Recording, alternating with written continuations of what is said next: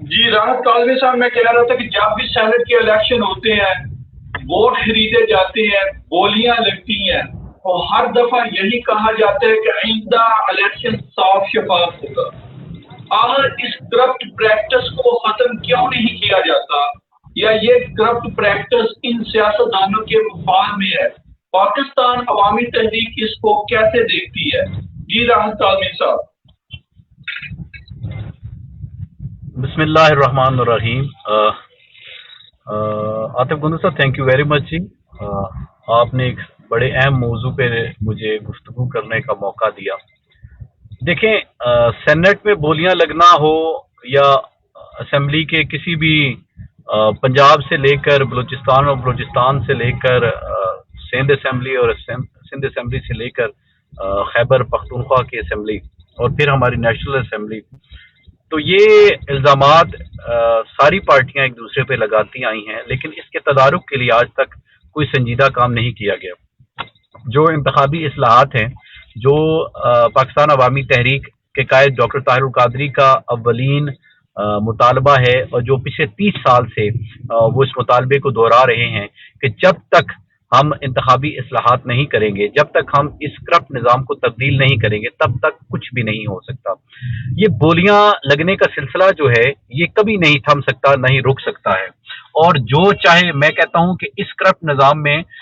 بارہا ہم یہ پہلے بھی بات کہہ چکے ہیں کہ میں تو عمران خان صاحب کو بھی ویسے ایماندار یا کوئی دیانتدار افسر نہیں سمجھتا یا صادق و امین نہیں سمجھتا، لیکن جو سمجھتے ہیں ان کے لیے کہتا چلوں کہ 500 عمران خان بھی آ جائیں تو اس کرپٹ نظام کو جب تک تبدیل نہیں کریں گے تب تک یہ بکنے اور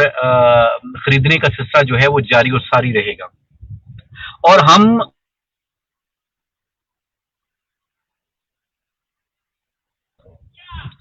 تو اس الیکشن میں پہلے سے ہی اور 2018 کا الیکشن ہو یا 2013 کا الیکشن ہو، 2013 کے الیکشن میں تو قائد محترم نے دھرنے میں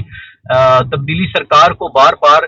پکارا تھا اور کہا تھا کہ آپ واقعی اگر عوام کی خدمت کرنا چاہتے ہیں، واقعی کوئی ایسا نظام لانا چاہتے ہیں جس میں پچھڑے ہوئے طبقات کی بات ہو، جس میں متوسط طبقے کی بات ہو، جس میں اس کرپٹ نظام کو للکارا جائے، تو آئیں ہمارے ساتھ بیٹھیں، ہم آپ کو بتائیں گے اس کا فریم ورک کیا ہوگا۔ لیکن افسوس کے ساتھ کہنا پڑتا ہے کہ اس وقت کیونکہ ایک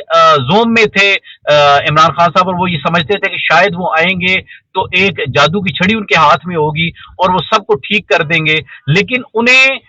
شاید اس بات کا ادراک ہی نہیں تھا کہ وہ جن لوگوں کے ساتھ جا کے حکومت بنائیں گے اصل وہی تو کرپٹ نظام کا حصہ ہیں، وہی تو اس کرپٹ نظام کے پروردہ ہیں۔ اور آج سے نہیں، جب سے یہ سیاسی سلسلہ شروع ہوا ہے، آپ پچھلے 20 سے 25 سال کے اسمبلیوں کا ریکارڈ اٹھا کے دیکھیں، یہ وہی چہرے ہیں جو بار بار جو ہے وہ جماعتیں بدل کر اس اسمبلی کا حصہ بن رہے ہیں، اور یہ وہی لوگ ہیں جو اتنے تجربہ کار جو ہے وہ چور ہیں، جو عمران خان کو پتہ ہی نہیں چلا کہ اس کے ساتھ ہاتھ ہو چکا ہے۔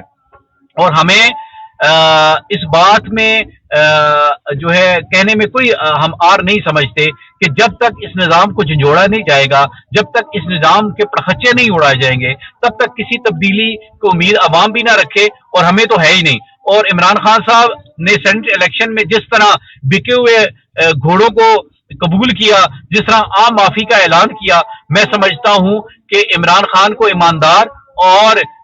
صادق و امین ثابت کرنے والوں کے منہ پر یہ تماچا تھا۔ جی